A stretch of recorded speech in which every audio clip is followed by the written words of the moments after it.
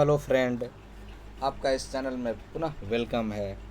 आपको आज मैं पुनः गणित में सीटेट का जो प्रश्न आता है, एक प्रश्न आता है निगमन विधि करके, कि निगमन विधि क्या है दोस्तों। तो निगमन विधि के बारे में मैं आज आपको बताऊंगा, जिसको अंग्रेजी में डिडक्टिव मेथड भी कहा जाता है। डिडक्टिव मेथड कहा जाता है दोस्तों। निगमन विधि, नाम से ही पता चल रहा है कि निगमन, थोड़ा देखिए समझिए। निगमन, नी यानी कि नी से नियम, अपना एक ट्रिक है। नियम यानी नियम से शुरुआत अगर किसी गणित के हिसाब में किया जाए, नियम से, नियम का कहने का मतलब है दोस्तों फार्मूला, सूत्र, यानी सूत्र बताकर अगर प्रॉब्लम को सॉल्व कर दिया जाता हो तो उस विधि को निगमन विधि कहेंगे दोस्तों। उस विधि को क्या कहेंगे? निगमन विधि कहेंगे। सूत्र के द्वारा अगर किसी प्रॉब्लम को आप सॉल्व करते हैं तो यही हुआ निगमन विधि। अब इसको डिटेल में आप जानिए।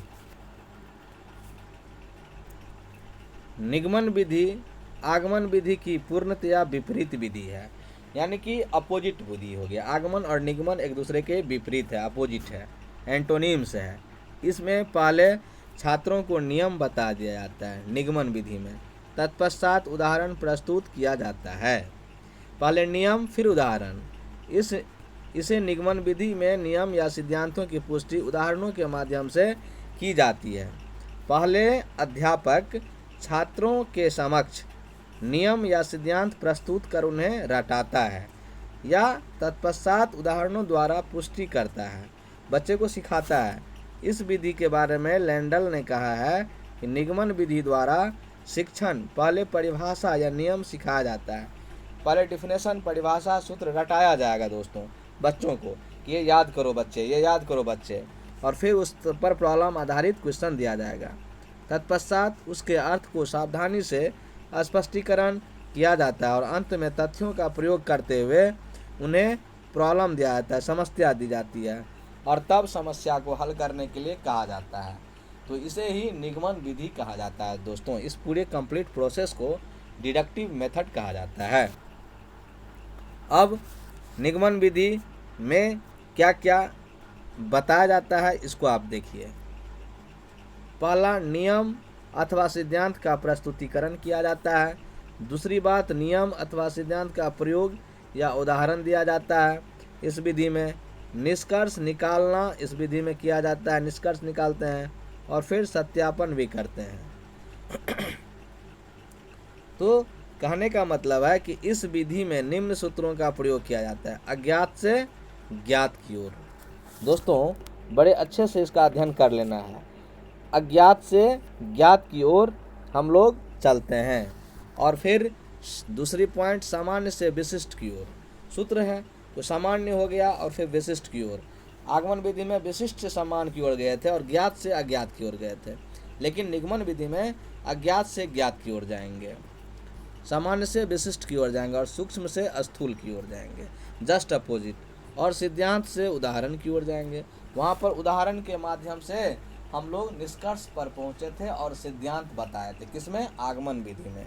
लेकिन निगमन विधि में सिद्धांत हम लोग याद रखेंगे, सूत्र याद रखेंगे और फिर उदाहरण की ओर जाएंगे। ठीक है दोस्तों, चलिए अब नेक्स्ट, शायद मेरे ख्याल से ये आप सबको समझ में आ गया होगा दोस्तों। तो अगले नेक्स्ट टॉपिक पर चलते हैं, इसी के नेक्स्ट टॉपिक पर चलते हैं दोस्तों। देखिए, एक प्रॉब्लम हमने लिया है यहाँ पर। ये प्रॉब्लम इजी प्रॉब्लम है दोस्त, साधारण ब्याज है, क्लास 5 का सिंपल सा क्वेश्चन है। देखिए क्वेश्चन तो बहुत आसान है, समझने वाली बात है। ये उदाहरण है, 1200 रुपये के 3 वर्ष की सरल ब्याज 10% की दर से ज्ञात करो। निगमन विधि का प्रयोग करने के लिए छात्रों को साधारण ब्याज ज्ञात करने का सूत्र बताया जाएगा। निगमन विधि क्या है इस पर देखिए। तो बच्चों को हम पहले क्या बताएंगे? सूत्र बताएंगे कि बेटा साधारण ब्याज बराबर मूलधन गुने समय गुने दर बट्टे 100 होता है। ऐसा हम बच्चों को सिखाएंगे। कि साधारण ब्याज, जिसको सिंपल इंटरेस्ट इंग्लिश में बोलते हैं, मूलधन गुने दर गुने समय बट्टा मूलधन गुने दर गुने समय बट्टा 100, चाहे मूलधन गुने समय गुने दर बट्टा 100 बोलेंगे। बच्चे को ये चीज़ सिखाएंगे कि बेटा ये सूत्र है, इसे याद करो। अब इस सवाल में से देखो, ये 1200 रुपये है, ये मूलधन होता है, बच्चे को सिखाएंगे तो मूलधन 1200 रुपये ले लेंगे यहाँ पर मूलधन के नीचे में। फिर 3 वर्ष यहाँ समय है तो 3 गुना करेंगे। फिर सरल ब्याज 10% की दर से है तो 10 गुना कर देंगे, बट्टे में 100 लिखेंगे, ये 0 0 2 ठो कट जाएगा, 12 दाहें 120 या 360 हो जाएगा, और ये 360 रुपये आपका साधारण ब्याज हो गया। यानी हम सूत्र से पहुँचे उदाहरण की ओर, यानी इसी को कहेंगे हम निगमन विधि। तो इस प्रकार से आप निगमन विधि के बारे में दोस्त बढ़िया से समझ गए होंगे। अब निगमन विधि के क्या गुण हैं, थोड़ा सा इसके बारे में आप सीख लीजिए। निगमन विधि के गुण देखिए, इस विधि में समय की बचत होती है, क्योंकि फार्मूला याद है और फार्मूला पे सवाल को तुरंत 1-2 लाइन में हम सॉल्व कर देते हैं, तो हमें ज़्यादा टाइम टेकिंग नहीं होता है और ज़्यादा समय भी नहीं लगता है, और ज़्यादा हमको क्या होता है, परेशानी भी नहीं होती है। इस विधि में कम समय में ज़्यादा से ज़्यादा प्रश्न हम सॉल्व कर सकते हैं। ठीक है, यदि फार्मूला याद रहे तो किसी भी परीक्षा में आप जल्दी से जल्दी प्रॉब्लम सॉल्व करके आ सकते हैं। इसलिए अध्यापक इस विधि का अधिकतर प्रयोग करते हैं। हम लोग स्कूल में टीचर हैं दोस्तों, तो हम लोग बहुत ज़्यादा इसका प्रयोग करते हैं। वीडियो कुछ ऐसा हो गया था, कोई बात नहीं दोस्तों। तो हम लोग इस विधि का प्रयोग दोस्तों विद्यालय में ज़्यादा से ज़्यादा करते हैं, और बच्चे इसमें पारंगत भी हो जाते हैं। थोड़ा कठिन है पर इजी हो जाता है, क्योंकि ट्रिगोनोमेट्री में बिना फार्मूला का काम नहीं चलेगा, अलजेब्रा में बिना फार्मूला का काम नहीं चलेगा दोस्तों, और ज्योमेट्री में बिना कंसेप्ट का काम नहीं चलेगा। तो गणित प्रशिक्षण या गणित ट्रेनिंग या गणित की पढ़ाई के लिए सूत्र का विधि बहुत ही ज़रूरी है। सूत्र याद करना, नियम याद करना, सिद्धांत याद करना, प्रमेय याद करना, इसी पर आधारित आपका गणित विषय है। निगमन विधि पे ही ज़्यादातर आधारित है, 90% निगमन विधि पर आधारित है। अब चलते हैं, बार बार के अभ्यास से यह विधि अधिक लाभप्रद होती है।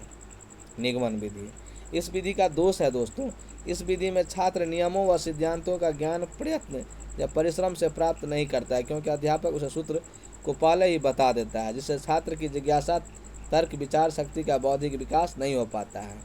ऐसा मनोवैज्ञानिक ने कहा है। लेकिन हम लोग जब शिक्षक हैं और बच्चे को पढ़ाते हैं दोस्तों, तो सूत्र कैसे होता है वो सूत्र का प्रूफ भी दिखा देते हैं कि बच्चे को आ जाए, यानी कि आगमन विधि से ही बताते हैं। लेकिन जब हम निगमन विधि का प्रयोग करेंगे तो निश्चित तौर पर ये कथन कहा हुआ मनोवैज्ञानिक का सही है, क्योंकि वो बच्चे खुद से परिश्रम नहीं कर पाएंगे, सूत्र पे बैठाते चलेंगे और प्रॉब्लम सॉल्व करते चलेंगे। लेकिन कभी उनको सूत्र प्रूफ करने के लिए दिया जाए तो शायद वो नहीं कर पाएगा, जब तक आगमन विधि से उनको हम सॉल्व करके नहीं दिखाएंगे। ये बात तो है, ये डिमेरिट है दोस्तों। ठीक है, चलिए नेक्स्ट चलते हैं। इस विधि के द्वारा प्राप्त ज्ञान अपूर्ण व अस्पष्ट होता है। अपूर्ण होता है लेकिन अस्पष्ट भी होता है, अस्पष्ट नहीं होता है दोस्तों, अस्पष्ट होता है। तो इस प्रकार से ये विधि में कुछ दोष है। नेक्स्ट दोष देख लेते हैं, अंतिम पॉइंट सब, कि इस विधि में छात्रों में रटने की प्रवृत्ति उत्पन्न होती है, तोता की तरह रटना, और जबकि गणित रटने का विषय नहीं है, फिर भी रटने की प्रवृत्ति उत्पन्न हो जाती है। चौथा पॉइंट, इससे छात्रों में आत्मविश्वास व आत्मनिर्भरता की भावना पैदा नहीं हो पाती है, होती है परंतु कम होती है दोस्तों, और इससे वैज्ञानिक दृष्टिकोण भी उत्पन्न उसमें नहीं हो पाता है। इस प्रकार से हम निगमन विधि में कुछ दोष को देखते हैं। लेकिन आगमन और निगमन विधियां एक दूसरे के विरोधी नहीं हैं, बल्कि एक दूसरे की पूरक हैं, कम्प्लीमेंट्री हैं। एक दूसरे के साथ साथ हम आगमन और निगमन विधि का प्रयोग करके गणित में सिखा सकते हैं बच्चों को, तो वो ज़्यादा प्रभावकारी होगा। अतः एक अच्छे अध्यापक को शिक्षण के लिए दोनों विधियों का प्रयोग करना चाहिए। सुप्रसिद्ध शिक्षा शास्त्री हर्वार्ट ने अपनी पंचपद प्रणाली में दोनों विधियों का अच्छा समन्वय दिखाया है, और इन विधियों का प्रयोग अन्य विषयों में भी सफल माना जा सकता है दोस्तों। तो इस प्रकार आपने निगमन विधि को सीखा।